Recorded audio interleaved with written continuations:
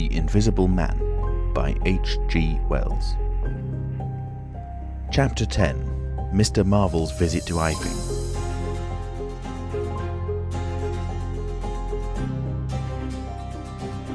After the first gusty panic had spent itself, Iping became argumentative. Scepticism suddenly reared its head. Rather nervous scepticism, not at all assured of its back, but scepticism nonetheless. It is so much easier not to believe in an invisible man, and those who had actually seen him dissolve into air, or felt the strength of his arm, could be counted on the fingers of two hands. And of those witnesses, Mr. Wadgers was presently missing, having retired impregnably behind the bolts and bars of his own house, and Jaffers was lying stunned in the parlour of the Coach and Horses. Great and strange ideas transcending experience often have less effect upon men and women than smaller, more tangible considerations. Iping was gay with bunting, and everybody was in gala dress. Whit Monday had been looked forward to for a month or more. By the afternoon, even those who believed in the unseen were beginning to resume their little amusements in a tentative fashion, and on the supposition that he had gone quite away, and with the sceptics he was already a jest. But people, sceptics and believers alike, were remarkably sociable all that day. Haysman's Meadow was gay with a tent, in which Mrs. Bunting and other ladies were preparing tea, while, without, the Sunday school children ran races and played games under the noisy guidance of the curate and the Misses Cuss and Sackbut. No doubt there was a slight uneasiness in the air, but people for the most part had the sense to conceal whatever imaginative qualms they experienced.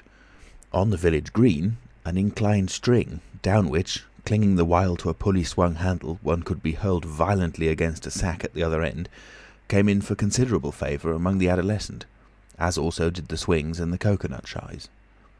There was also promenading, and the steam organ attached to a small roundabout filled the air with a pungent flavour of oil and with equally pungent music.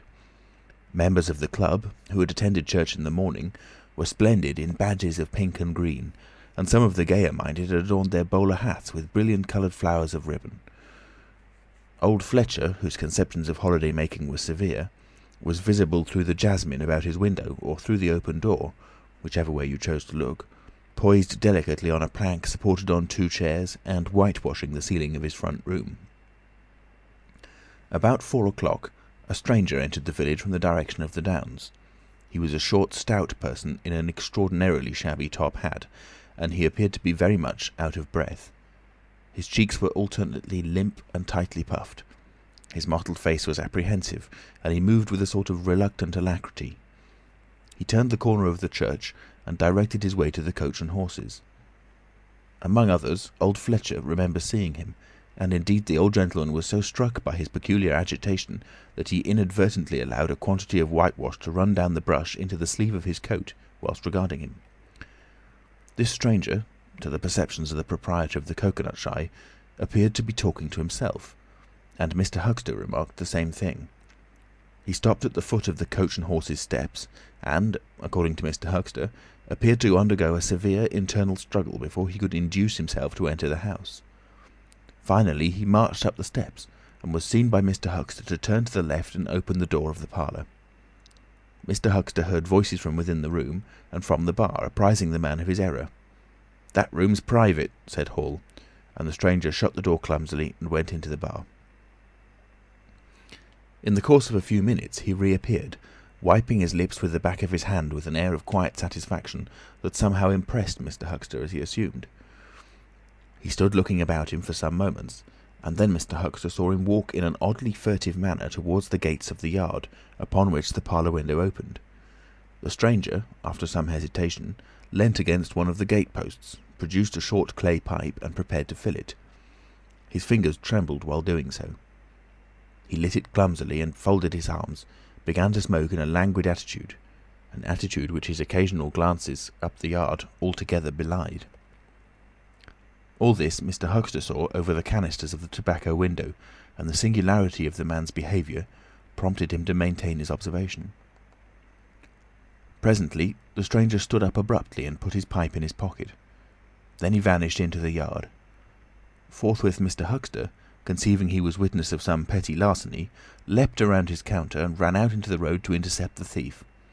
As he did so, Mr. Marvel reappeared, his hat askew, a big bundle in a blue tablecloth in one hand, and 3 books tied together, as it proved afterwards, with the vicar's braces, in the other. Directly he saw Huxter he gave a sort of gasp, and turning sharply to the left, began to run. "Stop, thief!" cried Huxter, and set off after him. Mr. Huxter's sensations were vivid but brief. He saw the man just before him, and spurting briskly for the church corner and the hill road. He saw the village flags and festivities beyond, and a face or so turned towards him. He bawled "Stop!" again. He had hardly gone 10 strides before his shin was caught in some mysterious fashion, and he was no longer running, but flying with inconceivable rapidity through the air. He saw the ground suddenly close to his face. The world seemed to splash into a million whirling specks of light, and subsequent proceedings interested him no more.